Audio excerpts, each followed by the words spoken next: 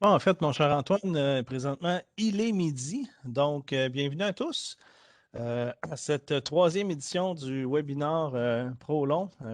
Moi, c'est Patrick Dansereau de chez ProControl. ProControl, on est votre distributeur exclusif au Québec pour les produits ProLong. Donc, tous vos besoins de prix, de soumission, les questions techniques, gênez-vous pas, appelez-nous chez ProControl. Ça va nous faire plaisir de vous venir en aide, de répondre à vos questions. Donc, aujourd'hui, on a un webinaire avec M. Antoine Lamarche de Prolon sur les systèmes de zonage Prolon, bien sûr. En fait, mon collègue, ancien collègue, cher ami Antoine me disait tout à l'heure que ça se peut que ça déborde un petit peu. Donc, je lui cède tout de suite la parole, qu'on puisse commencer sans plus tarder. Bon, merci Patrick. Alors, bonjour à tous et à toutes qui se sont joints à cette troisième édition de justement nos petites capsules techniques ProLong. Alors, sans plus tarder, ben, c'est ça, on va commencer à parler des systèmes de zonage aujourd'hui. On a un menu chargé, beaucoup de choses à voir en quand même peu de temps. Euh, je demande aux participants désireux de poser des questions. On va essayer de garder ça dans les formats de temps. À la fin du PowerPoint, on va se garder quelques minutes pour une première vague de questions. Après ça, on va faire une navigation avec le logiciel Focus. Et à la fin, ben, on va se garder du temps, même si ça déborde, on va rester en ligne. Alors, s'il y a des gens qui ont des questions, qui souhaitent approfondir, que le format ne nous permet pas de faire live là, la durée d'une heure, ben, on va rester à la fin. Alors, prenez en note vos questions, ça va nous faire plaisir d'y répondre. Ou si vous préférez communiquer avec nous, avec ProControl, avec moi, pour justement discuter de choses un petit peu plus pointues ou, mettons, des sujets hors contexte. C'est sûr qu'on ne pourra pas parler live de choses qui ne sont pas directement liées à notre présentation d'aujourd'hui, alors je vous demanderai de respecter ça. Je ne peux pas non plus autoriser, malheureusement, des annotations pendant que je fais la présentation. Encore une fois, le cadre de la présentation, la durée ne nous le permet pas. Ça étirait beaucoup trop, puis on veut autant que possible respecter notre format. Alors, je vous demande de respecter ça. Mais bien sûr, on veut répondre à vos questions. Alors, c'est ce qu'on va faire à la fin. Alors, sans plus tarder, de quoi parle-t-on aujourd'hui? Bien, de système de zonage. Alors, dans les deux premières présentations, là, il y a 2 semaines et la semaine dernière, on a parlé de nos régulateurs d'unités, notamment des unités à volume constant, des unités pour zone unique. Puis il y a que mardi dernier, la semaine dernière, on a parlé de nos régulateurs de zone, VC2000 et C1050 VAV. Alors maintenant, on va essayer de faire du sens puis de faire travailler tout ce beau monde-là ensemble en véritable système complet, ce qu'on appelle des systèmes de zonage. Fait, avant de parler de zonage, il faut commencer à définir ce que c'est qu'un système de zonage.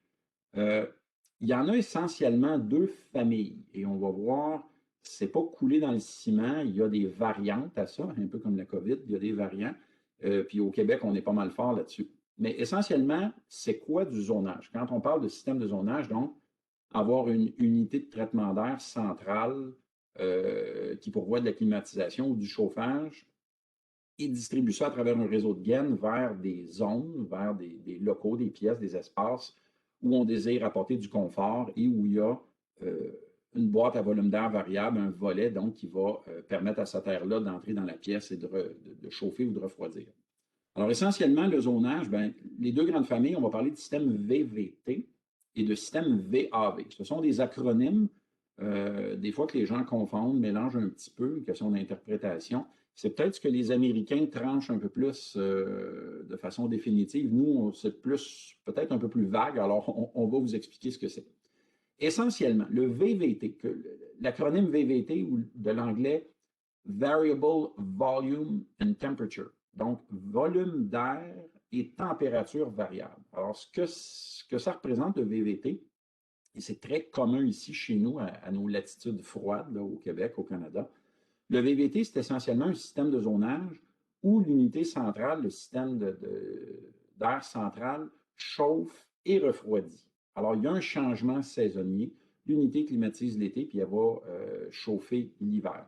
Donc, ça veut dire que toutes les boîtes, tous les contrôleurs VRV doivent faire ce cycle d'inversion-là. Tantôt l'air fourni et de la climatisation, tantôt l'air fourni et du chauffage. Et on va voir au niveau du fonctionnement les principes de vote en arrière de ça. Un système VVT pur et dur Parce que l'unité pourvoit du chauffage, les zones habituellement n'en ont pas. Alors, il n'y a pas nécessairement de chauffage d'appoint dans les zones, ce qu'on va appeler du chauffage terminal ou du chauffage périmétrique. Comme je dis, c'est pas coulé dans le ciment, il y a souvent des designs hybrides. Nous, au Québec, c'est commun avec du VVT d'avoir du chauffage terminal à cause de nos besoins de chauffage quand même assez élevés, à cause de nos latitudes très froides. Mais un vrai système VVT pur et dur n'a pas nécessairement de chauffage terminal des ondes. C'est la machine qui s'occupe exclusivement de fournir ces besoins-là. Euh, qui dit VAV dit volume d'air variable, dit donc l'unité qui doit varier son volume d'air poussé vers les ondes. Alors, la gestion de ce volume d'air-là va se faire typiquement par un volet de contournement. Alors, le contrôle de la pression statique qui est variable, c'est par le biais d'un volet qu'on va gérer ça. Quand on parle de système VAV, la vraie définition d'un système VAV, c'est essentiellement un système de climatisation pur et dur. Donc, on parle d'une unité ou d'un système central, système en H ou unité de toit, qui ne fournit que de la clim littéralement à longueur d'année. Et s'il y a des besoins de chauffage, les besoins de chauffage sont assurés exclusivement par les zones elles-mêmes. Donc, les zones ont du chauffage terminal.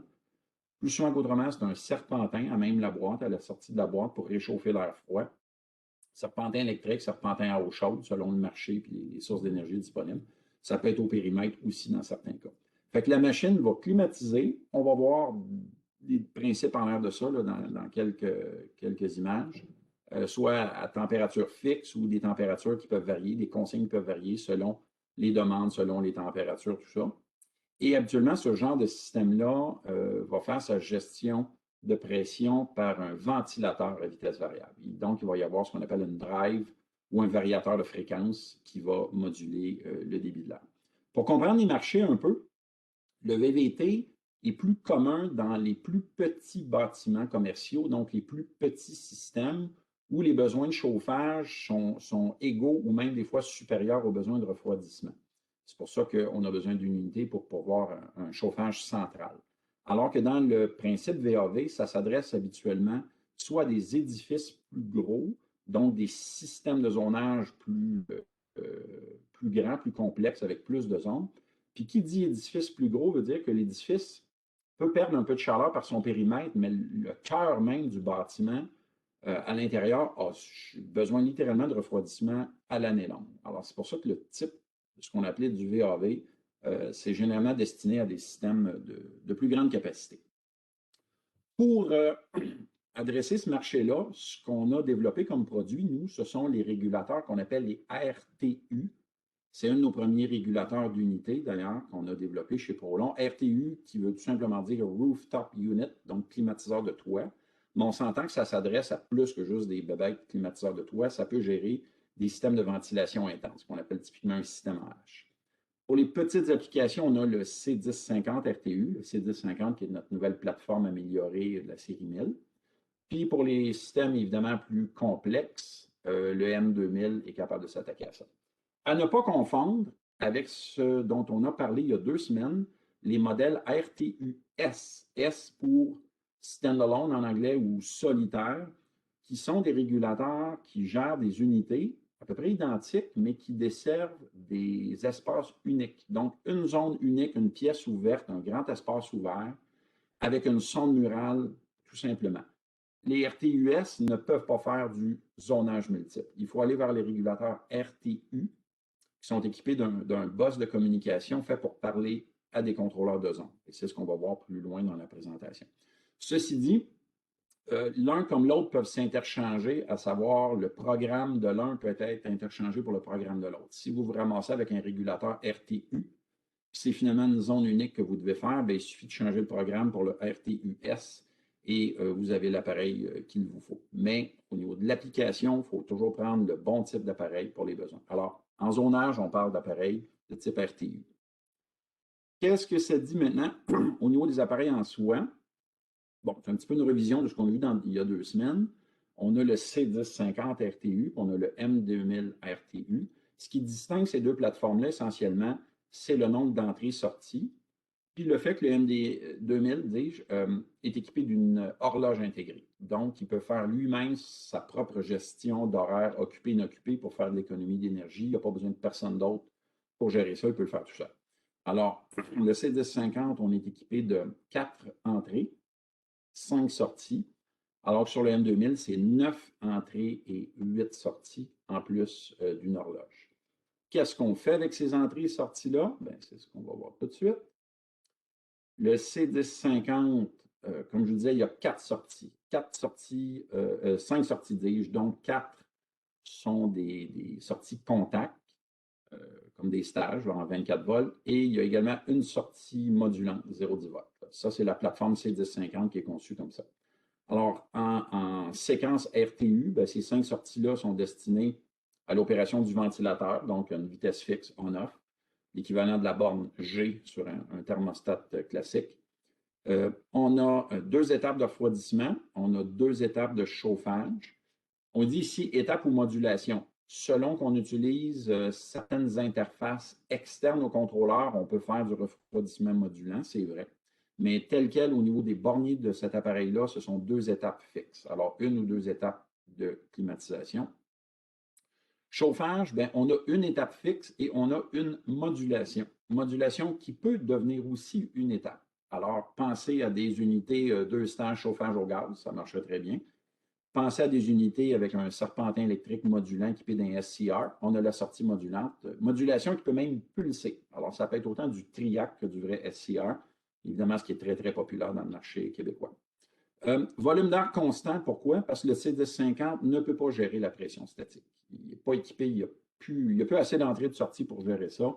Donc, s'il faut gérer un volet de contournement, il faut que ça soit fait par un autre appareil, tout simplement. Ou il s'agit, exemple, d'un système de ventilation volume constant où il n'y a pas de pression à gérer. Ou penser à un système, c'est peut-être moins populaire, mais il y en a encore quelques-uns, des systèmes qui utilisent des boîtes VAV de type dérivation. En bon québécois, des boîtes dompeuses. Alors, il n'y a pas de gestion de pression à faire. C'est la boîte elle-même qui contourne l'air dans l'espace ouvert, là, dans l'entreplafond. Alors, un C1050 pourrait être très intéressant pour une application comme celle-là. Le M2000, ben, en version RTU, il y a plus d'entrées, il y a plus de sorties. Souvenez-vous, 9 entrées, 8 sorties. Alors, en plus du ventilateur, chauffage, refroidissement. Chauffage, il peut vous donner 3 sorties en passant. Ça permet des choses un petit peu plus complexes comme séquence. Mais essentiellement, là où le M2000 devient intéressant, c'est qu'il peut gérer à lui tout seul la pression statique. Alors, que ce soit un variateur de fréquence ou un volet de contournement, il y a une entrée pour un capteur de pression statique, puis il y a une sortie modulante analogique pour justement piloter un variateur de fréquence ou un servomoteur de volet de contournement. Ça, c'est intégré dans les fonctions du M2000. Il s'occupe aussi, ça c'est très intéressant, du cycle économiseur. Ça, c'est parfait pour le marché existant, le marché de la réparation du rétrofit sur des climatiseurs existants. Souvent, les composants de l'économiseur vont faire défaut assez vite. Ça n'a pas une durée de vie très, très prolongée, ces trucs-là, les petits morceaux de plastique noir. Alors, vous débarquez ça, vous vous assurez d'avoir un bon moteur, vous changez le moteur pour un servomoteur de qualité, là, un signal 0,10 volts ou 2,10 volts.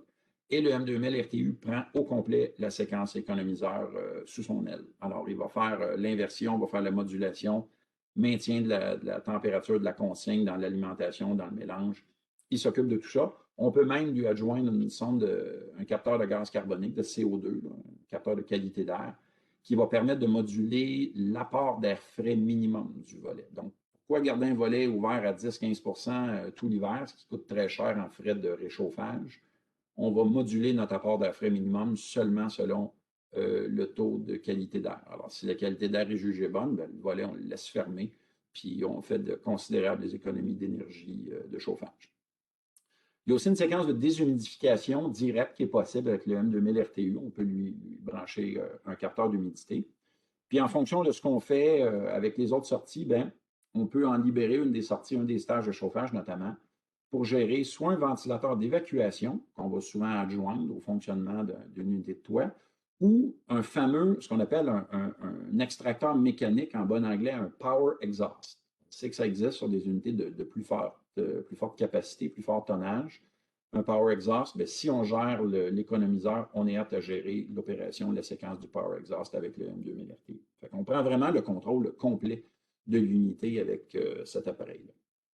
Côté branchement, bon, bien regardez, on l'a dit, les séquences d'opération chez Prolon, qui est le nom de l'appareil, RTU, c'est la séquence, c'est le programme qui est intégré dans l'appareil, dans le module, bien, le RTU décide de l'utilisation des entrées et sorties. Alors, il n'y a pas de reprogrammation possible, ce n'est pas un DDC, littéralement, ce n'est pas un appareil programmable, c'est un appareil configurable. Alors, on a décidé d'avance comment devaient être utilisées les entrées et sorties pour répondre à la séquence d'opération RTU. Sur un C1050, comme vous pouvez voir, toutes les sorties sont déjà préétablies. Alors, la sortie 1, ça va être le ventilateur, 2 et 3, les étapes de refroidissement, 4 et 5, les sorties de chauffage, que ce soit du on-off ou de la modulation ou des séquences de préchauffe.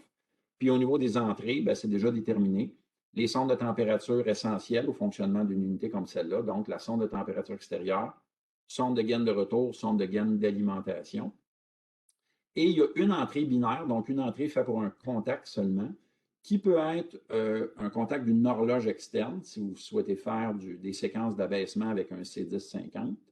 J'ouvre une petite parenthèse, le C1050 n'ayant pas d'horloge interne, bien, ça lui prend soit ce contact-là, comme on a déjà fourni à une certaine époque, des petites minuteries dans les panneaux qu'on vendait avec ces appareils-là, il y a de ça plusieurs années. Mais quand on va le voir dans les prochaines semaines, on a, je pense que c'est une de nos dernières formations qui porte sur le régulateur réseau NC2000. Un NC2000, c'est une espèce d'horloge centralisée qui permet d'acheminer des horaires de fonctionnement à différents régulateurs. Alors, si sur un projet, vous installez un NC2000, bien, lui va être capable d'acheminer une horloge, que dis-je, un horaire d'opération, un horaire de fonctionnement occupé, inoccupé, à exemple un appareil comme un C1050 RTU. Fait qu'à ce moment-là, votre contact pourrait être utilisé pour une preuve de marche de ventilateur. Si vous souhaitez avoir ça sur cet appareil-là, c'est une des fonctions possibles de l'entrée binaire. On ne peut pas raccorder de sonde de pièce directement à un RTU. On le peut avec un RTU-S, qui est un appareil monozone, comme on a discuté il y a 2 semaines.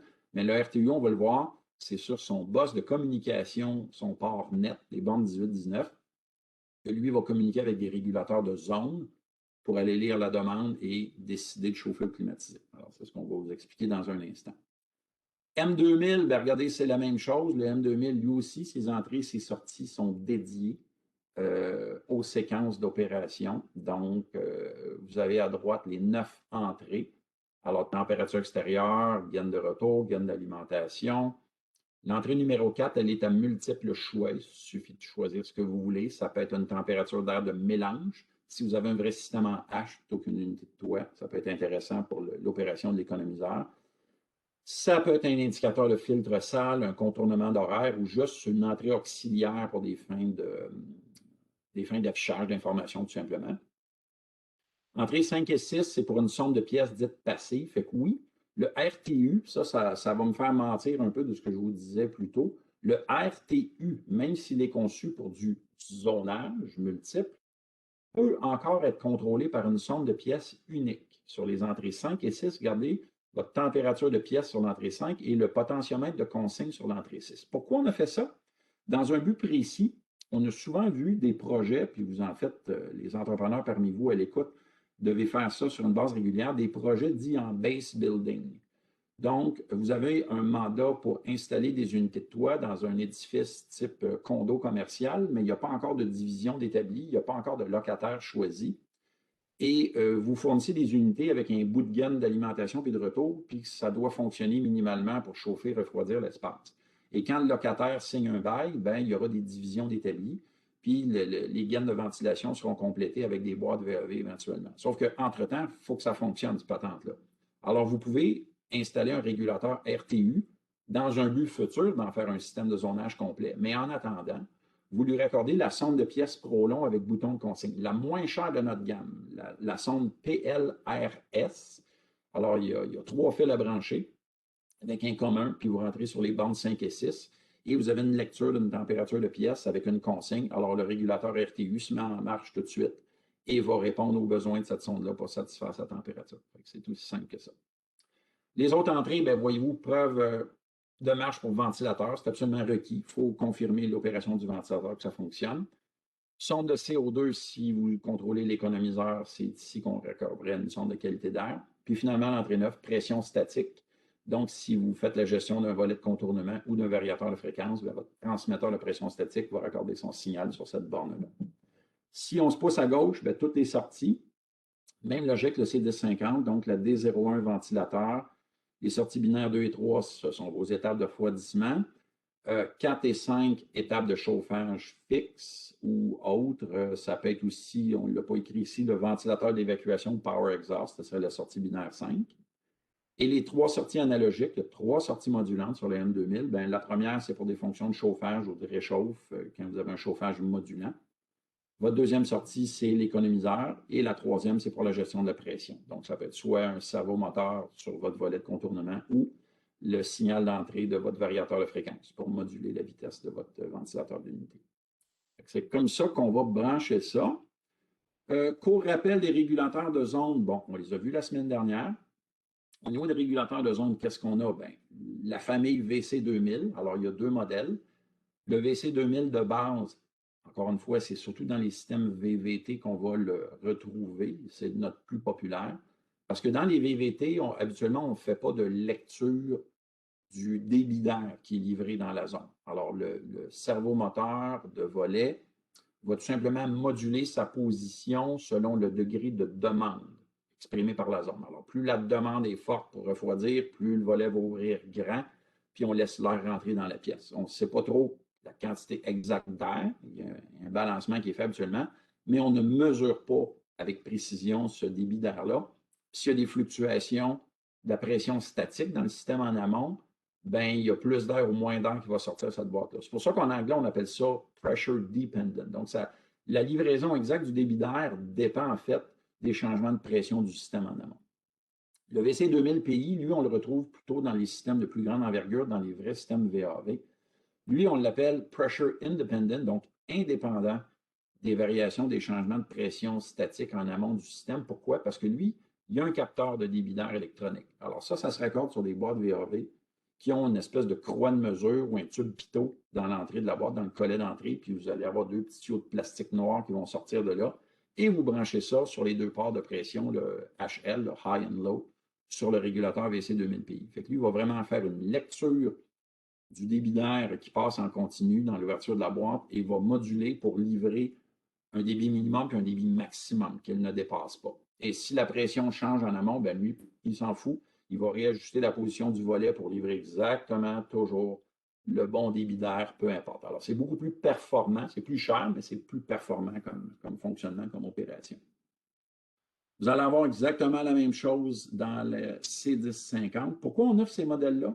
Le VC2000 ne suffit pas à la job? Ben oui, le VC2000, dans 90-95% du temps, fait le travail pour gérer une zone, une boîte VAV avec peut-être du chauffage terminal. Il y a 2 sorties sur le VC2000. On en a parlé la semaine dernière.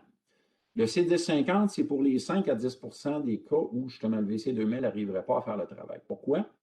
Ben, une boîte VAV de très, très, très grande taille où le moteur requis, le couple, le moteur requis pour faire bouger le volet est supérieur à ce que notre petit VC2000 peut générer. Le VC2000 il est monté sur une plateforme LMB de Belimo qui génère 45 livres-pouces de couple. C'est suffisant pour la grande majorité des boîtes VAV jusqu'à concurrence de 16 voire 18 pouces de diamètre d'entrée. Mais si vous avez un monstre de 2500 CFM à faire marcher, j'ai peur que le moteur cale puis il se brise après un bout de temps.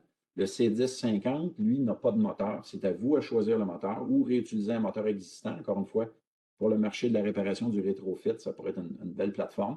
Le C1050, c'est juste le contrôle. Alors, le moteur est à part. Vous choisissez ce que ça vous prend. Puis, comme le VC2000, on vous l'offre en version régulière, C1050 VAV, où il y a le VAV PI, puis on voit sur l'image, on voit le petit capteur électronique noir là, avec les 2 petites tétines là, dans le haut de la photo. C'est la version avec le capteur de débit. Fait que lui aussi est capable d'opérer dans des systèmes VAV de grande envergure. Puis n'oubliez pas, un C1050, ça a 5 sorties, alors qu'un VC2000, à part son moteur, ça n'a que 2 sorties. Fait qu'on peut faire plus de choses avec un C1050, ça donne un petit peu plus de polyvalence. Un petit nouveau dont on n'a pas encore parlé, le thermostat T1100. À ne pas confondre avec nos sondes murales qu'on utilise pour les régulateurs VAV. Ça, on en a parlé la semaine dernière. la sonde T200, la T500, la T1000. Ça, ce n'est pas une sonde T1000. L'apparence est identique, c'est le même affichage, même clavier, le petit touchpad sensible. C'est à s'y méprendre. Mais le T1100 est un véritable régulateur complètement indépendant.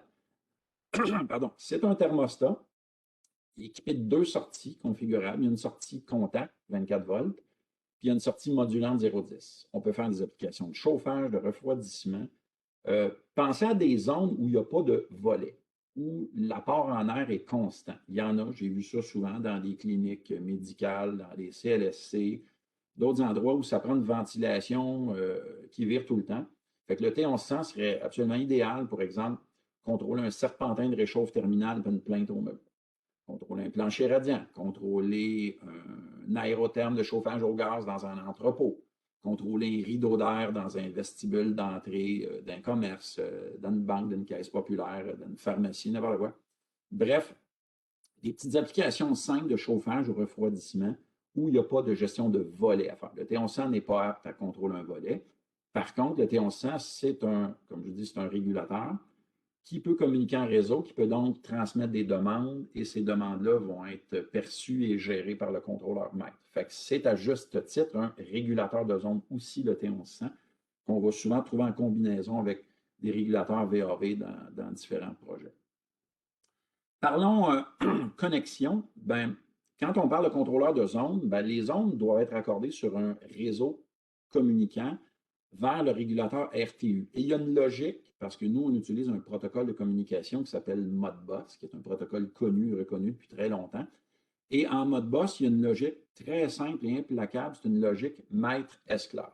Hein? Il y a un patron, il parle, on l'écoute, on répond à ses ordres et on lui réachemine l'information. Alors, le patron, dans ce cas-ci, c'est le RTU. Le RTU a donc un statut de maître au niveau du principe de communication.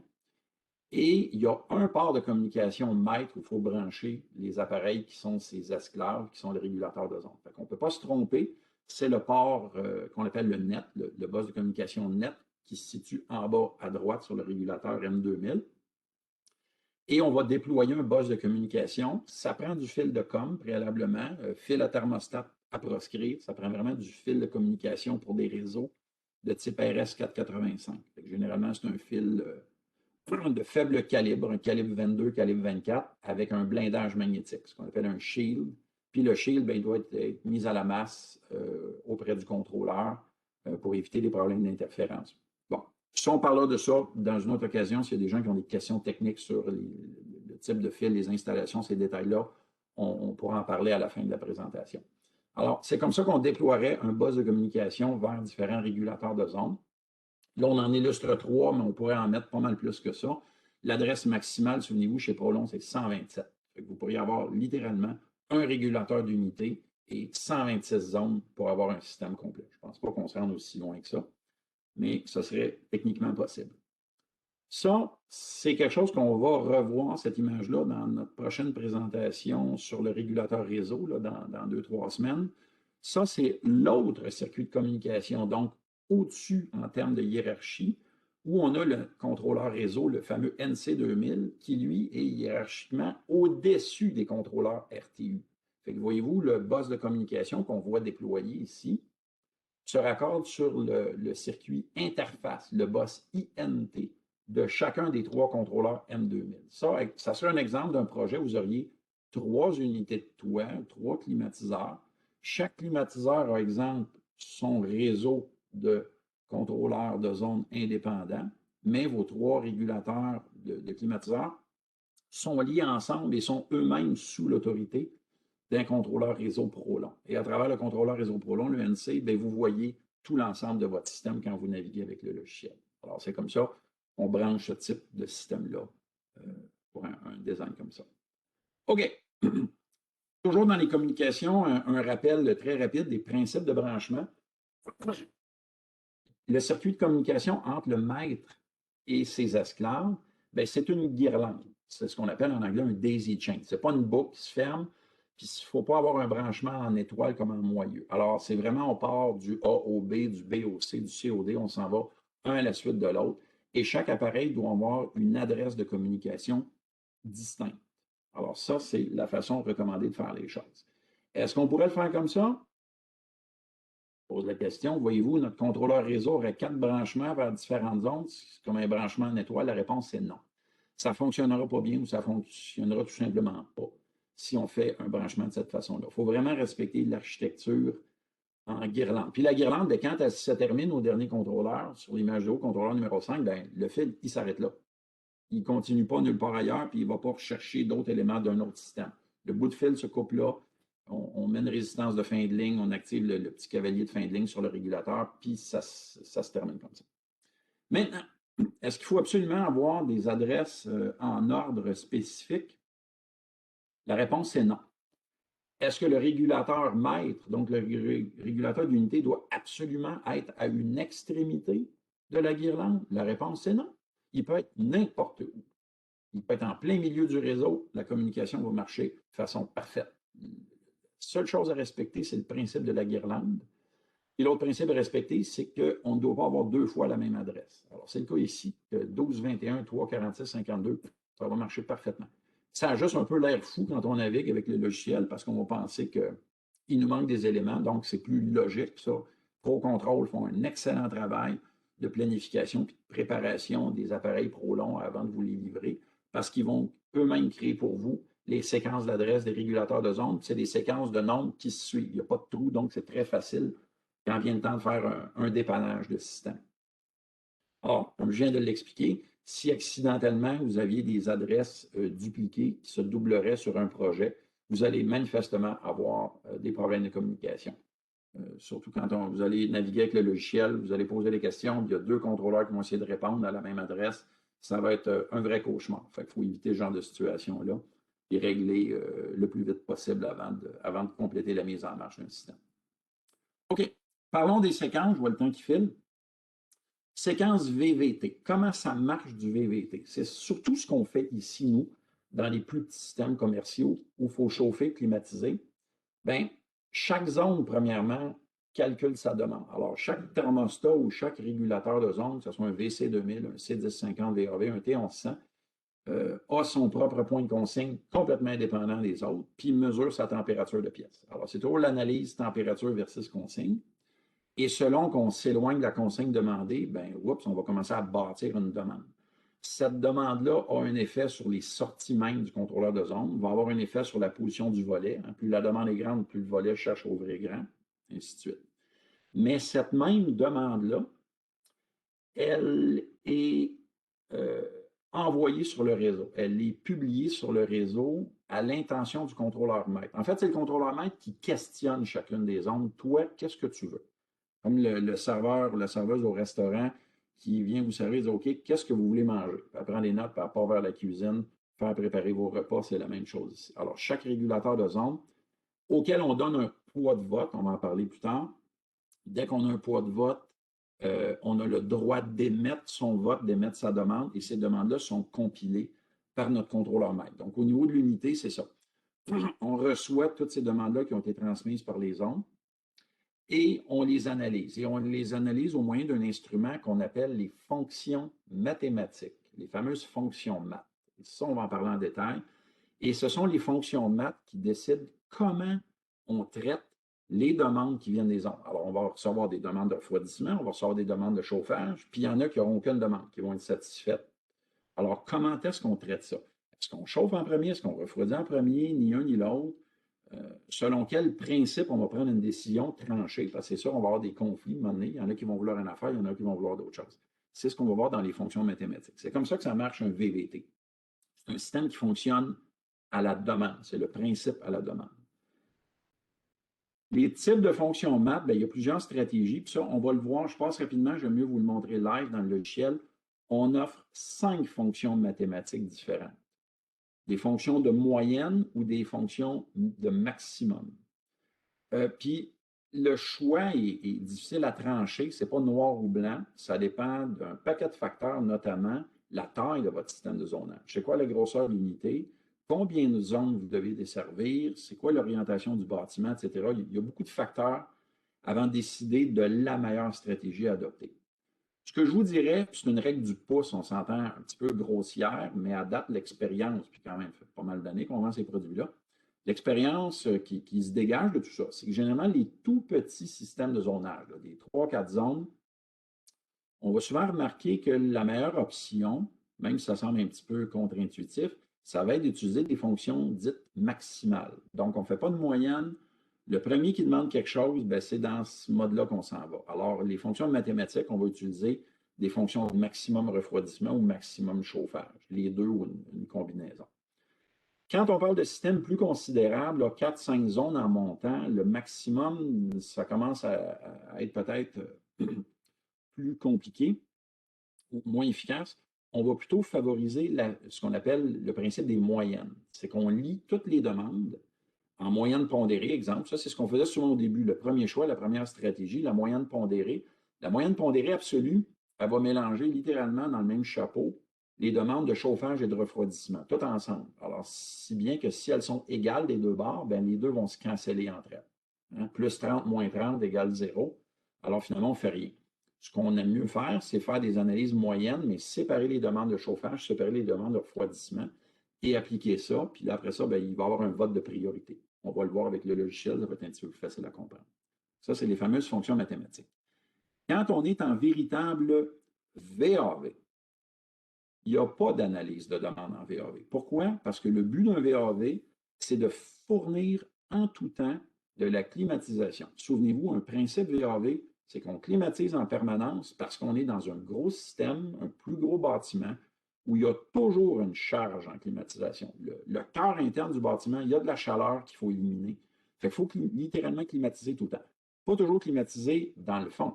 On va voir, il y a différentes stratégies avec des consignes fixes ou des consignes variables. Alors, on peut ajuster la capacité de climatisation de l'unité VAV selon la charge ou selon, exemple, la température extérieure. Plus il fait frais dehors, moins on a besoin de pousser de l'air très froid, fait qu'on va compenser. On va être en consigne variable. On va vous montrer ça.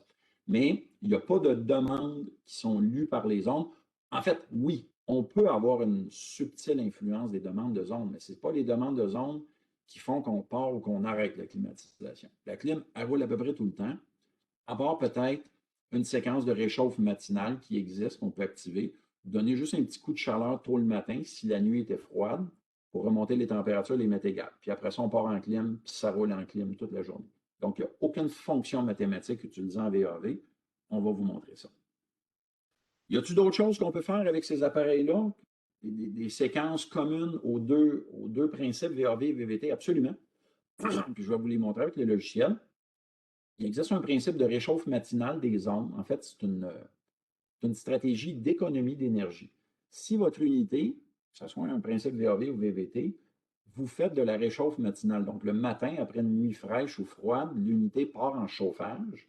Bien, si l'unité fournit un chauffage puissant et efficace, vous ne voulez pas qu'en plus les ondes, si elles en ont, utilisent leur chauffage terminal en même temps. Ça serait un peu fou d'une unité, exemple, au gaz, qui donne un coup de chauffage le matin, de permettre en même temps que vos ondes utilisent leur plainte électrique pour remonter à la température plus vite. Le client va crier en quelque part parce que là, on brûle et du gaz et de l'électricité en simultané. Alors, il existe une séquence activable dans tous nos appareils RTU, RTUS, enfin RTU, pardon, où justement, on envoie une commande centralisée aux ondes, dire hey, les boys, on décolle le chauffage ce matin pour la prochaine heure, la prochaine demi-heure, 45 minutes, 2 heures. Je vous empêche d'utiliser vos sorties de plainte, vos sorties de chauffage terminal, de serpentin. Donc, on ne se sert que du chauffage d'unité centrale pour remonter la température des ondes dans tout le bâtiment. Une fois le délai échu, bien là, les ondes peuvent, si nécessaire, avoir recours à leur chauffage s'il reste un petit quelque chose à remplir. Alors, ça, c'est une belle petite séquence intégrée qui permet une économie d'énergie. Autre fonction intéressante, zone prioritaire en refroidissement. Ça, c'est pour les zones à changement de charge assez contrastant, je dirais. Typiquement, les salles de conférence où, exemple, il n'y a pas un chat, les lumières sont éteintes, il n'y a aucune charge en clim, et soudainement, la pièce se remplit, on part le projecteur, les lumières, puis là, il se met à faire chaud, puis là, on a besoin de climatisation. On ne veut pas donner à ces zones-là un poids de vote élevé permanent parce que ça capitaliserait partout ailleurs, ça rendrait tout le monde inconfortable ailleurs. De leur donner un poids de vote très fort parce que quand il n'y a pas de monde, il n'y a pas de monde. On ne veut pas diluer cet effet de vote-là. Fait qu'on va activer une fonction qui s'appelle zone prioritaire en refroidissement. Quand elle ne vote pas, elle passe inaperçue. Quand elle ne demande rien, elle passe inaperçue. Mais quand elle demande, elle passe en avant de tout le monde. Elle a comme une passe VIP, elle n'est pas obligée d'attendre la file d'attente, elle rentre tout de suite. C'est une fonction intéressante, on va vous montrer ça. Verrouillage des sorties de zone par température extérieure. Même principe que la réchauffe matinale des ondes, sauf que ça, c'est tout simplement la température extérieure qui décide. Exemple, il fait plus que 20 degrés dehors, on barre toutes les plaintes. Il n'y a plus une plainte électrique qui peut chauffer. Les personnes qui ont froid, ben, ils se mettent une petite veste de laine sur le dos, puis ça finit là. C'est une technique d'économie d'énergie, tout simplement en évitant le gaspillage. Bon, c'est à utiliser avec doigté et discernement, mais c'est une fonction qui existe dans nos contrôleurs. Puis finalement, contournement de la position des volets de zone, ça c'est génial pour les techniciens qui font du démarrage de système, qui font du balancement d'air. Quand vous mettez votre système en marche, pour la première fois, vous voulez vous assurer que vos volets ouvrent tous et ouvrent tous, exemple, dans la bonne position. Bien, il y a une commande centrale dans le contrôleur RTU où on envoie une commande centralisée. On dit OK, toutes les zones ouvrées à 100 clic, c'est parti. Puis vous faites le tour de votre étage, vous regardez toutes vos boîtes VAV et attendez-vous à ce que tous vos volets soient ouverts à ce moment-là. Les techniciens de balancement d'air adorent cette fonction-là, ça leur sauve un temps précieux pour balancer tous les embranchements de leur système, balancer l'unité en haut, etc., etc. Fait que ce sont toutes des petites fonctions intéressantes qu'on va voir dans quelques secondes. Alors, je voulais, avant de passer, en finissant le PowerPoint, avant de passer au logiciel, je voulais encore une fois remercier ProControl de leur indéfectible support, de leur aide, leur partenariat. Font un travail exceptionnel d'encadrement dans la vente des produits ProLong parce que justement, ils sont capables de vous l'offrir un concept clé en main où ils offrent les dessins techniques, l'ingénierie, le design, la préparation, la préconfiguration des appareils. Alors, pour vous, entrepreneurs, c'est littéralement du plug and play, passez-moi l'expression. Vous faites votre design de filage, vous installez, vous raccordez les appareils, vous mettez ça en marche. Et tout ce qui va rester à faire, c'est un simple peaufinage, un petit fine-tuning, peut-être de quelques petits paramètres, mais généralement, ça se limite à ça. Ils font un excellent travail à ce niveau-là et je tiens à les remercier encore une fois. Est-ce qu'il y a des questions? Est-ce que certaines personnes ont des questions qu'on aimerait voir, qu'on aimerait adresser tout de suite avant de passer à la petite navigation? Je regarde mon chat box, je ne vois rien pour l'instant. Sophie, ma collègue Sophie est en ligne, pas loin. Est-ce que tu as vu quelque chose passer? Non, moi, j'ai pas de questions de mon côté non plus. Il n'y a pas de questions. OK, c'est bon. Fait que, sans plus tarder, on va. Oups. Juste sortir du. Excusez, je suis encore en partage d'écran. Bon. Alors, on va juste justement sortir du PowerPoint. Et je vais tout de suite lancer. J'ai branché mon démonstrateur. Alors, on va lancer le logiciel Focus. Pardon. Et soyez sans crainte, ceux qui sont peut-être moins habitués à Focus, on va faire une session de navigation un petit peu plus poussée sur Focus dans une prochaine présentation. Fait que je vais tout de suite m'en aller en connexion locale et je vais créer un nouveau projet. Je ne vais pas partir d'un projet existant. Mon interface est déjà branchée. Alors, c'est sur le port de communication 3 qu'elle est raccordée. Alors, je me connecte. J'ai mon petit crochet vert. Alors, je suis prêt à partir mon système. Quand on a un système de zonage, souvenez-vous ce que je disais plus tôt, le principe, la hiérarchie de communication, le rapport maître-esclave. Alors, un maître se charge d'établir la communication vers ses esclaves tout le temps. Alors, quand on veut voir un système comme ça, il faut toujours s'adresser à la plus haute autorité. Fait qu'on ne se raccorde pas sur une zone pensant monter reculons la hiérarchie jusqu'au maître. Ça ne fonctionnera pas en mode boss. On se raccorde au maître et à travers le maître, on voit les zones. Si en plus d'un mètre, on a un régulateur réseau, le fameux NC2000 dont j'ai parlé brièvement, si on a un NC2000 sur un projet, on se raccorde au NC2000. C'est lui la plus haute autorité, il est au-dessus de tout le monde. Et à travers le NC2000, on voit les régulateurs d'unité mètre et en dessous des mètres, on voit les régulateurs de zone. C'est vraiment une hiérarchie militaire.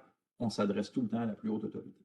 Alors, dans mon cas, question de simplifier l'explication, je me branche directement à un contrôleur maître. Alors, j'ai un maître RTU, je regarde son adresse. Il est adressé, les petits interrupteurs d'adressage à la position 3 et 5 allumés, donc c'est l'adresse 20. Alors, tout ce que j'ai à faire, regardez ici, quand on fait une sélection de régulateurs, quand on veut créer un système, comme on dit, à la mitaine, pour voir où sont nos régulateurs. Je pourrais venir ici dans mes régulateurs de zone, venir chercher chacun de mes VAV un après l'autre, ça ne sera pas très efficace. Je vais partir de mètres. Et il y a 4 types de mètres dans la famille Prolon. Le RTU, qu'on vient de voir aujourd'hui, qui est manifestement le plus populaire. On a le même pendant dans le modèle thermopompe. Alors, tout ce que vous venez de voir aujourd'hui, qu'on parle de rooftop unit, bien, on a exactement la même chose, mais pour des unités thermopompe. Fait qu'on fait du zonage avec thermopompe, c'est la même chose, c'est juste que ça, c'est une séquence plus spécifique aux thermopompes avec valve d'inversion et chauffage d'urgence, donc ce qui est unique aux thermopompes, mais sinon, c'est le même principe de zonage. On a d'autres appareils un petit peu plus spécialisés qui peuvent aussi voir des thermostats de zone pour certaines applications particulières, mais essentiellement, c'est le RTU. Alors, je clique dessus un coup, il me demande son adresse. Je n'ai juste qu'à taper l'adresse de communication et le voici. Je le vois apparaître toujours dans le haut de l'écran sous la forme d'un carré qui représente un mètre. Si c'était un subalterne, il n'aurait pas cette forme-là. Qu'est-ce que je fais pour trouver mes zones? Est-ce qu'il faut que je vienne à mes zones et que je les appelle une à une? C'est possible, mais c'est long et fastidieux comme travail. Il y a une méthode bien plus facile, c'est de venir questionner le maître. Parce que le maître, dès qu'on le met sous tension, il part et il trouve tout seul ses zones. Il y a une séquence automatique de démarrage où il va récupérer tout seul ses zones.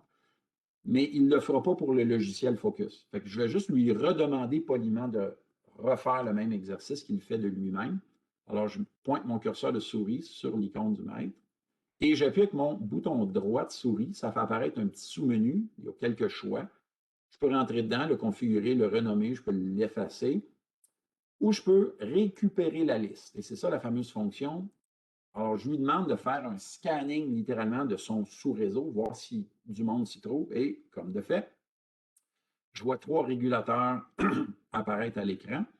Premier indice, regardez le petit ovale. 1, 2, 3. Ça, c'est l'adresse de communication de chacun de mes régulateurs de zone. Puis voyez-vous, celui-ci est en demande de chauffage, les rouges. Bon, on ne va pas faire le tour des régulateurs de zone, c'est ce qu'on a fait la semaine dernière. Puis voyez-vous ici, j'ai un C1050 VAV. Ah, lui, il est en application. Bon, ça ne fait pas ça, c'est une application multizone, une boîte de mélange, ce qu'on appelle un hot deck, cold deck. Je vais le remettre en mode de pression dépendant, puis je vais l'appliquer. Et j'ai une icône de boîte VAV qui réapparaît. Chacun de vos contrôleurs de zone, comme voyez-vous, lui demande du chauffage, 100% chauffage, lui demande du refroidissement. Alors ça, c'est l'analyse de la température et de la consigne active qui fait que quand il y a un écart, puis que le temps passe, puis l'écart n'est pas comblé, bien, on finit par atteindre le maximum. Hein. L'accélérateur est calé au plancher ici. Qu'est-ce qui fait que cette zone-là peut être entendue du maître? Bien, il y a une fonction sous l'onglet Réseau ici dans la zone, code de groupe. Et c'est ici qu'on vient et qu'on indique dans quel groupe cet appareil-là émet un vote qui va être écouté et considéré par le régulateur maître. Par défaut, toutes les zones votent dans ce qu'on appelle le groupe global. C'est le groupe où se trouvent par défaut les fonctions mathématiques. On pourrait créer des groupes personnalisés puis mettre des poids indépendants. Malheureusement, on n'aura pas le temps d'aller aussi loin aujourd'hui, mais juste vous lancer une petite idée. Vous pourriez, imaginez bien, avoir une zone qui aurait plus d'impact en refroidissement qu'en chauffage. Alors, elle pourrait voter dans un groupe juste de fonctions clim avec un poids très élevé, puis avoir un poids plus modeste, exemple, en chauffage. Alors, le poids, c'est quoi? C'est comme un multiplicateur. Comme elle demande 100% de chauffage, ben, c'est 100% fois 1, donc 100%. Si je mettais un poids de 2, c'est comme si j'avais 200% de chauffage. Ou c'est comme si j'avais 2 zones à 100% chacune. C'est comme si j'ajoutais des zones, donc je mets plus de poids dans une balance d'un côté que de l'autre. Alors, on peut changer les poids de vote pour créer une influence et mieux partager justement dans un système de zonage les plus grandes zones qui ont peut-être plus besoin d'être écoutées par le maître que les plus petites zones. Alors, c'est pas vrai que c'est une job VAV. Vous avez toutes des boîtes VAV 8 pouces à 350 CFM avec la même charge en BTUR. Il y a des calculs de charge qui ont été faits en quelque part et on peut personnaliser le système Prolon pour répondre à ces différences-là et on vous encourage à le faire. On peut aussi, ça c'est un petit truc qu'il faut connaître, mettre un poids de 0. En mettant un poids de zéro, vous éliminez complètement, vous mettez un bâillon. Comme nous autres aujourd'hui, on vous a coupé vos microphones pour pas que vous puissiez interagir dans la présentation. Alors, c'est véritablement de couper le microphone de cette zone-là.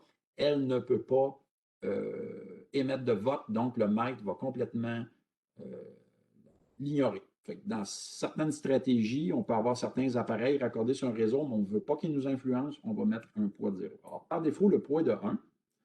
Et donc, ça multiplie le facteur de demande de chacune des zones. Et ça, c'est envoyé vers notre unité. D'ailleurs, si vous avez remarqué, quand j'ai créé l'unité, elle était verte. Regardez, maintenant, elle est passée au bleu. Pourquoi? J'ai mis 2 zones ici qui ont fait leur demande de clim et on a fini par basculer en climatisation. Notre climatiseur est passé au bleu. On va aller le regarder, notre climatiseur. Double-clic. J'ai fait exprès, je l'ai amené 31 janvier. Non, j'en doute très fort. On va mettre la date et l'heure d'aujourd'hui. Copier, c'est ça qui est le fun. On peut mettre son horloge à jour rapidement. Alors, la vue qu'on a ici, c'est vraiment la vue des réglages d'usine d'un M2000 RTU. J'ai absolument rien changé. C'est vraiment tel qu'il sort de la boîte, tel que ProControl le prendrait avant de le personnaliser pour vos besoins. Alors, il va toujours être illustré avec toutes les fonctionnalités d'un système VVT, à savoir, c'est un volet de contournement et non un variateur de fréquence. Si on voit le petit volet ici en vert, c'est qu'on a le contrôle de la séquence économiseur. On pourrait l'éliminer s'il était déjà intégré dans la machine. Vous avez un climatiseur flambant neuf, puis vous ne voulez pas le gérer vous-même, l'écono, il est intégré dans l'appareil. C'est sous garantie, vous ne voulez pas rien bricoler ou modifier, c'est bien correct. Double-clic. On débarque l'écono. On applique. Puis l'écono a disparu. Fait qu'on fait juste envoyer une requête sur la borne Y, puis c'est la machine qui va s'arranger de faire rouler le compresseur ou de moduler son écono tout seul, si c'est comme elle veut. Vous voyez un serpentin en bleu, c'est que, voyez-vous ici, refroidissement étape 1. Ventilateur, on a notre serpentin de chauffage. Bon, regardez ici, les fameuses fonctions maths. Mathématiques 1, moins 33. Ça ne dit pas grand-chose à grand monde, ça. Alors, regardez qu'est-ce qu'on va faire. On s'en vient ici, réseau. Je vais juste tasser l'image ici.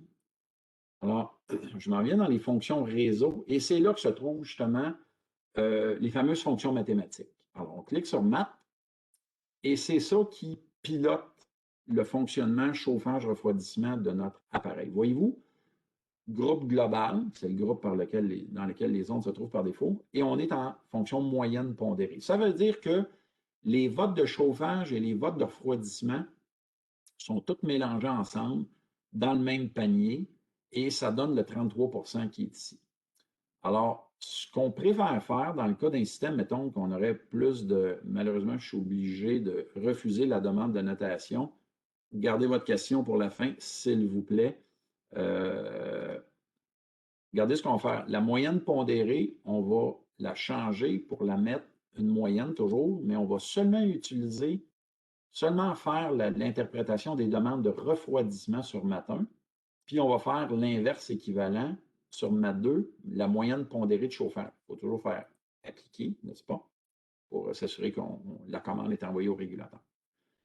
Et ce qu'on va faire en plus de ça, config, on va éditer notre affichage. Donc, on va configurer l'affichage de façon à ce que ce qu'on affiche à l'écran ait un peu plus de sens ou un petit peu plus intelligible pour l'utilisateur qui n'est pas un expert prolong tout azimut, qui fait ça tous les jours comme nous autres. Là. Alors, regardez, c'est affiché Mat 1, mais Mat 1, ça ne veut pas dire grand-chose à grand monde. Pourquoi? Parce que Mat 1, ça peut être un paquet de fonctions. Alors là, vous, Mat 1, c'est votre demande moyenne, mais de refroidissement. Mat 2, c'est rendu votre demande moyenne de chauffage. Alors, ce qu'on fait, c'est qu'on va écrire. Puis ça, en passant, ce que je fais là, Patrick, tu me corrigeras, mais nos amis chez ProControl font ce travail-là avant de vous livrer des appareils. Peut-être pour beaucoup d'entrepreneurs, ça peut sembler étrange ce que je suis en train de faire, mais ça n'est pas fait d'usine. Nous, on ne le fait pas. C'est ProControl qui le fait pour vous. Alors ici, on mettrait demande, mettons, de refroidissement. Puis on va demander à afficher la fonction mathématique 2, qui serait, exemple, demande chauffage. Je suis obligé d'abréger parce que à un moment donné, les mots ne rentrent pas. Et là, je fais appliquer et on revient à l'écueil. Ah, ça a plus ça a un petit peu plus de sens, l'information. Voyez-vous, on a 3 zones. Les 3 sont dans le tapis. Une en chauffage, 2 en clim. Donc, sur l'ensemble des 3, il y en a 2 sur 3 100% clim. Fait que 2 tiers de 100%, ça fait exactement 66 et presque 67 arrondis. Puis lui, il est tout seul en chauffage à 100% sur 3. Alors, c'est 1 sur 3, 1 tiers. Puis voyez-vous, ces chiffres-là ont un petit peu plus de logique. Puis comprenez qu'en séparant les votes, ça a fait augmenter mon vote de clim parce qu'il n'est pas dilué dans celui de chauffage. Et à 67% de demande, je suis basculé 2 étapes de climatisation. Alors, c'est ça un principe de fonctionnement à la demande. C'est comme ça que ça marche avec nos fameuses fonctions mathématiques. Alors, probablement 90% des projets que vous allez faire ici vont être du VVT. C'est la taille du marché qu'on voit, qu'on constate ici au Québec dans les bâtiments de petite à moyenne taille. Vous pourriez avoir un hybride. Peut-être que vous avez un design VVT basé à la demande, mais peut-être qu'il n'y a pas de volet de contournement. Bien, qu'à cela ne tienne, on va aller dans la configuration d'affichage.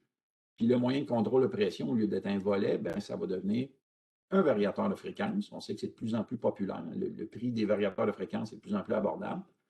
Puis après ça, on clique sur le variateur de fréquence, puis on s'en vient dans notre page configuration de la pression.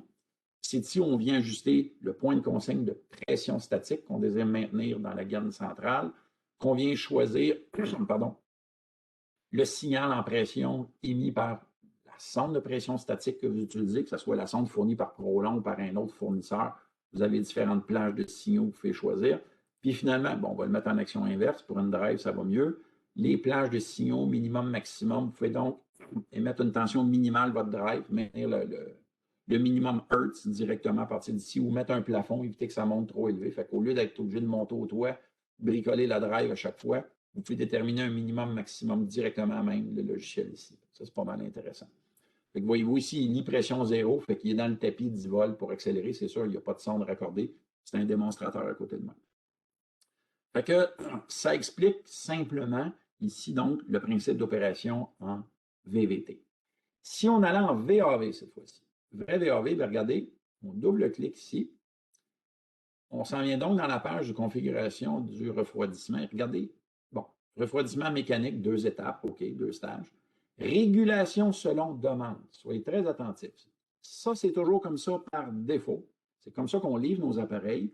C'est comme ça qu'ils sont utilisés la grande majorité du temps ici au Québec. Mais si vous avez un design, un véritable VAV, refroidissement, vous allez venir en logique de température. Et regardez bien, quand je fais ça, oups, le reste de la page vient de changer. Alors, regardez bien ici comment ça fonctionne. Consigne. Calculer la consigne d'alimentation. Je peux aller en consigne fixée. Ça veut dire que peu importe ce que mes zones veulent ou ne veulent pas, moi, j'opère mon unité pour qu'elle maintienne une consigne parfaite dans l'alimentation avec un différentiel. C'est sûr que les stages, il va y avoir ce qu'on appelle du staging, du on-off, un certain cyclage en fonction de la charge. Plus le retour est chaud, plus il fait chaud l'été, les cycles d'opération vont être plus longs. En période intermédiaire, les cycles vont être plus courts. C'est sûr qu'on va faire un certain cyclage, mais c'est un choix délibéré qu'on fait. C'est pour ça, d'ailleurs, regardez, vous avez des temps minimums de marche et d'arrêt, puis des temps d'activation et de désactivation entre les stages pour éviter justement un cyclage trop agressif de l'appareil. Fait qu'on peut maintenir tout bonnement une température constante en tout temps. Mettons, je fais ça, regardez. Il n'y a plus de chauffage. Parce qu'une vraie unité VAV ne chauffe pas, elle climatise. Et regardez ici, ça vous le dit. Refroidissement, consigne 18 degrés, étape 1 on. Évidemment, je n'ai pas de sonde ici. Si j'avais une vraie sonde, ben, je pourrais simuler une valeur. Puis si j'atteignais mon 18 ou je dépasse, ben là, je commencerai à faire du cyclage avec ma première étape pour maintenir mon 18 degrés ici. Je ne suis pas obligé de travailler en consigne fixe. Je peux, et ça, c'est pas fou, faire ce qu'on appelle une compensation. En anglais, on appelle ça faire du reset control. Donc, compenser la consigne d'air froid alimenté vers mon système selon la température extérieure. C'est tout à fait logique. Plus il fait chaud dehors, plus grande va être votre charge de climatisation sur votre bâtiment. Plus grande est la charge, plus grande doit être la capacité de refroidissement que vous devez fournir. Donc, à mesure que la température grimpe dehors, la température d'air froid, elle doit diminuer. Ça, c'est les chiffres par défaut. À vous de mettre ce que vous voulez dans ces cases-là. C'est ça la beauté. Vous voulez changer un chiffre ici, vous voulez mettre 20 degrés là, bien, on met 20, Enter. Vous voulez mettre 13 degrés là, bien, on fait 13, Enter, appliquer, c'est aussi simple que ça. Alors, s'il faisait 12 degrés dehors, ben, j'alimenterais à 20, c'est peut-être un peu doux, remarquez. Si la température grimpe à 18, à partir de 18, boum, j'alimente à 13. Ça devient mon point de consigne, tout simplement basé de façon arbitraire sur la température extérieure.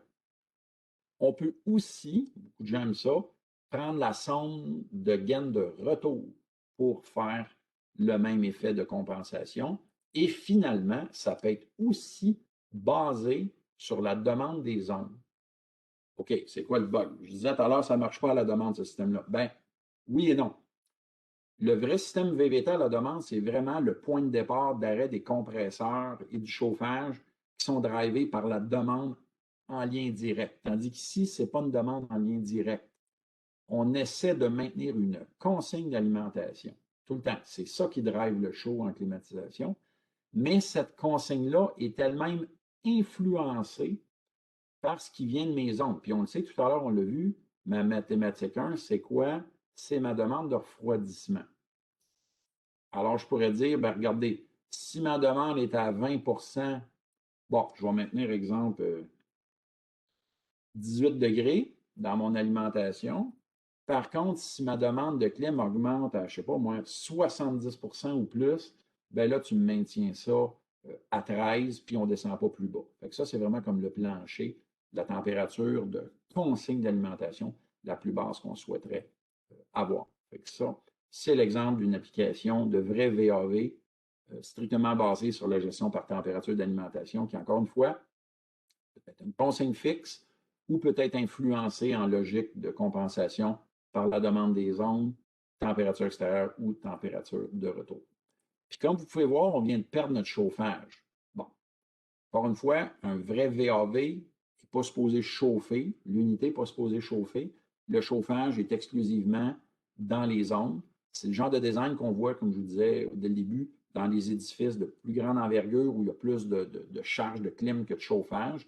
Ou c'est sûr, dès qu'on descend un petit peu plus au sud, des latitudes un peu plus sud chez nos voisins américains, plus on descend en bas, moins ils ont besoin de chauffage, plus ils ont besoin de climatisation. Alors ici, dans nos climats froids, les designs VVT semblent plus fréquents. À mesure que vous descendez vers le sud, il y a de moins en moins de VVT, il y a de plus en plus de VAV, et maintenant, vous comprenez pourquoi. Maintenant, je n'ai pas dit qu'on pouvait faire une réchauffe terminale. Oui, on le peut, mais il faut venir l'activer manuellement. Il faut venir dans Config et chauffage. Regardez ici, réchauffe matinale. Alors, qu'est-ce qu'on fait? Bien, même aux États-Unis, dans les contrées chaudes, là, Texas, Louisiane et compagnie, Floride, bien, même l'hiver, il peut faire froid le matin, très froid même. Alors, le matin, avant même de penser climatiser, la nuit était froide, bien, on va donner un petit coup de chaleur juste pour stabiliser le bâtiment. Alors, on a différentes possibilités d'ajuster notre séquence, donc de permettre un réchauffe matinal pour une certaine durée. C'est juste donner un petit kickstart. On va l'entrebarrer par la température extérieure. Voyez-vous ici, lorsque la température extérieure est inférieure à 13. Fait que seulement s'il fait en bas de 13, on autoriserait pendant une demi-heure, exemple, de partir des sorties binaires 4 et 5, donc le stage 1, stage 2, c'est une machine qui a du chauffage au gaz ou stage électrique, peu importe. Puis c'est par la température de retour qu'on vient voir, parce que le retour, évidemment, c'est tout l'air de votre bâtiment. Alors, si l'air de retour atteint 17, on n'a plus besoin du deuxième stage. Puis tant qu'on n'a pas atteint 19,5 à l'intérieur de 30 minutes, on va chauffer. Dès qu'on atteint 19,5 ou qu'on a dépassé le 30 minutes, la fonction de réchauffe matinale s'éteint. Puis ce sont les zones qui vont chauffer avec leur chauffage terminal si elles ont besoin de compenser un petit peu. Et après ça, ben, l'unité va partir littéralement en climatisation et selon ses séquences de demande ou haute ou consigne fixe, va faire fonctionner ces étapes, sa modulation de climatisation pour fournir de la clim. Alors, c'est véritablement un système de climatisation constant ou à peu près. Dernier petit point, je vais vous montrer, on en a parlé tout à l'heure, toujours sous l'onglet. Voyez-vous, principe de navigation, encore une fois, c'est des choses qu'on va revoir de différentes façons. Quand vous naviguez avec votre souris dans le logiciel Focus, vous pointez sur un objet, vous voyez un petit encadré, c'est qu'il y a quelque chose en arrière de ça. Il suffit de faire un double clic, comme exemple sur une des sondes, et j'arrive dans la section des limites. Très important parce que c'est pas mal ça qui gouverne le fonctionnement du chauffage de refroidissement plus des consignes.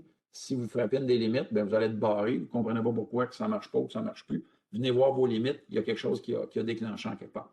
Mais les mêmes limites, vous pouvez venir par l'onglet configuration ici et descendre à la limite et atterrir exactement au même endroit. Fait que c'est très, très convivial, les principes de navigation. Comme le chauffage, je ne peux pas cliquer sur le serpentin, il n'est comme pas là, je ne l'ai pas activé. Il faudrait que je vienne ici et que je vienne activer ces séquences-là pour voir finalement le serpentin de réchauffe matinal apparaître dans le diagramme. Alors, le dernier point que je vais vous montrer, c'est sous l'onglet Réseau, sous les fonctions Autres configurations, c'est là où on cache les petites affaires le fun, ce dont je vous parlais dès le début. La séquence de réchauffe matinale, mais ça, c'est séquence de réchauffe des ondes le matin et pas de l'unité, comme on vient juste de parler. Donc, quand on décolle la machine le matin, on pourrait dire, ben, les ondes, leur sortie contact, exemple, il y a une plainte, c'est sortie contact, ou il y a une valve à eau chaude, c'est la sortie analogique, ben, pendant, exemple, un délai d'une heure, 60 minutes, on empêche les sorties des contrôleurs de zone d'activer leur chauffage. Pourquoi? Ben, ça serait une double consommation énergétique. Regardez, c'est le fun. On laisse notre curseur sur la phrase sans cliquer, puis il y a un petit texte graphique là, qui illustre le fonctionnement. Vous pouvez même personnaliser. Voyez-vous le bouton « Gérer la participation ». Ça vous permet de, exemple, la zone numéro 3, ben non, c'est le bureau du grand boss. Tabarouette, on ne l'écœurera pas avec ça. Lui, il est là de bonne heure le matin, puis on va lui permettre de chauffer sa zone, juste lui. Fait qu'on débarque la zone de cette condition-là, elle n'aura pas à répondre à la condition. Fait que voyez-vous les possibilités, la puissance de personnalisation de ces petites séquences-là. Encore une fois, c'est dans le but d'éviter le gaspillage énergétique, donc favoriser l'économie d'énergie. Même chose, contournement par la température extérieure. On peut changer la condition moins que, plus que. Plus que, enlever le tiret, hein, il a déjà arrivé un client. S'il faisait plus que moins 20, il n'y avait plus de chauffage. Ils m'ont appelé un matin, il faisait bien froid. Alors, s'il fait plus que plus 20 en positif, on pourrait dire, bien, regardez, toutes les sorties digitales de mes contrôleurs, bien, on met ça à 0. Encore une fois, je pourrais même dire, bien, tout le monde, incluant le patron, il fait plus que 20 degrés dehors. Ça risque de se produire aujourd'hui, il fait très doux, là. Il fait plus que 20 degrés dehors, bien, regardez, il n'y a plus personne qui peut faire chauffer sa plainte, fait que ça évite du gaspillage énergétique. Zone prioritaire en refroidissement, on en a parlé plus tôt, la fameuse salle de conférence, fait que je pourrais dire que c'est ma zone 1. Si j'active cette zone-là et qu'elle demande de la clim, bien, sa demande va passer en avant de la moyenne, ça va carrément influencer l'opération, puis au besoin, on va partir un compresseur juste pour elle, parce qu'il faut amener de la climatisation dans cette zone-là. Et dernier point, bien, les fameux volets de zone, voyez-vous, ceux qui font du vérification du balancement d'air, contournement des volets, qui peut être une position ou qui peut être un débit, si vous avez des zones indépendantes de pression qui contrôlent en CFM, où on peut tout de suite aller au débit minimum ou au débit maximum. Encore une fois, c'est souvent plus les techniciens de balancement d'air qui vont utiliser ces fonctions-là, mais ça peut être très intéressant à utiliser pour toutes sortes de choses, ne serait-ce que vérifier premièrement le bon fonctionnement de vos boîtes VAV quand vous les mettez en marche la première fois, s'assurer qu'elles ouvrent toutes dans le bon sens. Fait que ça servirait à ça notamment, cette fonction-là. Écoutez, on a débordé, mais quand même pas trop. Il est 1h08, 1h09. Moi, j'ai fait le tour de ce que je voulais vous montrer ici. J'ai cru voir une ou deux petites questions. Tout ça. Alors, on a une question ici très intéressante. Le matin, peut-on faire un refroidissement matinal pour enlever l'humidité? C'est une excellente question. Ce que je n'ai pas discuté, parce qu'à un moment donné, il faut faire des choix. Le régulateur d'unité, le RTU, a une séquence de déshumidification. Tout ce qu'il faut, c'est lui raccorder un capteur d'humidité. Il y a une séquence qui s'appelle déshumidification qu'on peut venir gérer soit parce qu'on a un vrai contrôleur d'humidité prolong. Si on veut humidifier, ça prend ça. Mais si on veut juste déshumidifier, il suffit de configurer l'entrée. Puis on a toute une séquence complète ici pour déshumidifier. Ça, c'est un élément qui répondrait à votre question, votre besoin de déshumidification qu'on peut appliquer. Autre chose, si on contrôle l'économiseur nous-mêmes, économiseur en fonction, puis, OK, excusez, c'est parce que là, l'économiseur, il fonctionne différemment quand je suis en mode, je vais me remettre en mode contrôle à la demande, là, design un petit peu plus classique. Et je m'en viens dans mon écono. On va aller en contrôle par température d'alimentation. Regardez. Autoriser la période de ventilation matinale. Ça, c'est justement une autre petite fonction, le fun. Voyez-vous, est activée par défaut, on peut la débarquer. Qu'est-ce que c'est? C'est qu'au départ du système le matin, on n'ouvre pas le volet économiseur. Sauf s'il y a une demande de climatisation free cooling immédiate. On ne veut pas rentrer de l'air extérieur justement parce qu'on sait qu'il est souvent chargé d'humidité. Fait qu'on aime mieux pendant ce délai-là seulement circuler l'air intérieur. De toute façon, si vous avez parti votre système assez tôt le matin, il ne devra pas avoir d'occupant. Fait qu'on est en train juste de stabiliser l'air dans le bâtiment, fait que ça évite de rentrer de l'humidité, ça stabilise les choses. Puis si en effet il y a une demande pour déshumidifier, ben oui, le régulateur RTU va s'en charger. Est-ce qu'on avait d'autres questions? Alors là-dessus, ben, Antoine, je vous parle. Oui, oui, excuse-moi Antoine, j'ai une autre oui. question ici de D'accord. Maxime. Oui. Il demande si on a plusieurs fonctions maths de programmer, exemple une en refroidissement et une en chauffage, Oui. comment le système détermine-t-il laquelle a préséance? Est-ce que c'est la plus élevée en valeur absolue? Excellente question et je m'excuse humblement de ne pas avoir illustré ça. J'avoue, dans le fil des choses que je voulais vous montrer, ça l'a passé sous le radar. Alors, merci d'avoir amené cette question-là. Alors, qu'est-ce qui décide qu'on climatise ou on chauffe? Ce n'est pas tant la valeur arbitraire en soi. En fait, il faut que la demande mathématique, premièrement, exemple, demande refroidissement ici à 67, demande chauffage, il faut que la demande, premièrement, atteigne ce qu'on appelle le point d'enclenchement théorique de la sortie. Exemple ici, avec une consigne de 35 puis un différentiel de 20, la sortie enclencherait à 45 de niveau de demande, qui est la valeur de la consigne avec la moitié du différentiel additif, puis l'autre moitié du différentiel est soustractif. Donc, le cycle d'opération de si je ne touche pas les valeurs, là, à 35 avec un différentiel de 20, ça veut dire que le compresseur va embarquer à 45 de demande mathématique et va débarquer à 25 qui est 35 moins la moitié de 20. Alors ça serait le point d'enclenchement de la clim. Le point d'enclenchement du chauffage, bien, regardez, mon chauffage, bon, là, il n'est même pas activé, là, puis il n'est pas sur la bonne fonction mathématique. Mais si, exemple, j'avais une étape de chauffage, exemple, je la mets très éloignée, j'ai un appareil au gaz à 55 avec un différentiel de 20, bien là, il faudrait que j'atteigne 65 pour aller chercher mon étape de chauffage. Mais supposons que la demande que je reçoive dans les deux modes par mon groupe de zones, j'ai à la fois, et c'est là qu'il y a un conflit qu'il faut trancher, on a à la fois assez de demandes mathématiques de refroidissement pour partir un compresseur, mais en même temps, on a assez de demandes de chauffage pour partir un élément électrique ou partir une étape au gaz. C'est là où il y a un conflit. Et comment gère-t-on le conflit? En allant dans l'onglet Priorité, qui va faire un choix. Le choix peut être arbitraire. On peut aller en mode de sélection en priorité fixe, exemple, fixe refroidissement. C'est d'ailleurs notre mode par défaut. Pourquoi? Parce que la plupart des systèmes VVT qu'on voit vendus, conçus ici, c'est un VVT hybride, à savoir, c'est un VVT qui à la fois utilise du chauffage de l'unité l'hiver, mais va aussi très souvent utiliser du chauffage terminal auprès des zones. Alors, comme on a une source de chauffage individuelle aux zones, bien, on va prioriser la climatisation parce que c'est la seule qui est commune à tout le monde. Alors, il faut se la partager selon on a juste une climatisation pour tout le monde.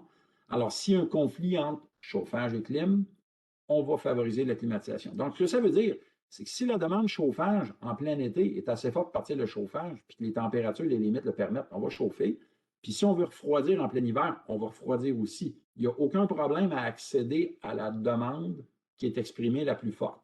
Mais si les deux demandes, encore une fois, atteignent les points d'enclenchement des dispositifs respectifs, c'est là que la fonction priorité, c'est comme le juge, il y a un conflit, il faut trancher. Là. Les deux parties ne peuvent pas s'entendre. Alors, ça prend un juge pour dire, OK, un instant. Alors, on va y aller en mode refroidissement, ou on pourrait y aller en absolu en mode chauffage. J'ai déjà vu certains designs comme ça, ou tout simplement, et surtout si vous n'avez pas de chauffage terminal. Ça, c'est souvent les systèmes un petit peu plus, les VVT, les vrais systèmes VVT purs et durs. L'unité ne sert qu'à chauffer et refroidir. Il n'y a aucun chauffage terminal au niveau des ondes. Qu'est-ce qui va déterminer qui doit avoir raison? La température extérieure. Alors, si la température est au-dessus du point d'enclenchement de priorité, on va favoriser la clim en cas de conflit. Si la température est inférieure à notre point de balancement ici, on va choisir le chauffage en cas de conflit. Alors, c'est toujours, encore une fois, en cas de conflit entre les deux demandes. On n'empêchera pas une demande dans un sens ou dans l'autre, juste basée sur la température, c'est uniquement une situation conflictuelle. Alors, c'est comme ça qu'on va gérer cette demande. Je m'excuse, Sophie, tu me disais plus tôt, j'ai passé, avant de fermer, remettre la dernière slide des contacts. Les contacts, bien sûr, si vous me donnez une petite seconde. Je ne sais pas si ça répond à la question, justement, les contacts. Oui, c'est beau, c'est bien la dernière slide. Merci. Parfait. Alors, ben, écoutez, là-dessus, moi, ça complète notre belle présentation d'aujourd'hui. Merci à tout le monde d'avoir assisté.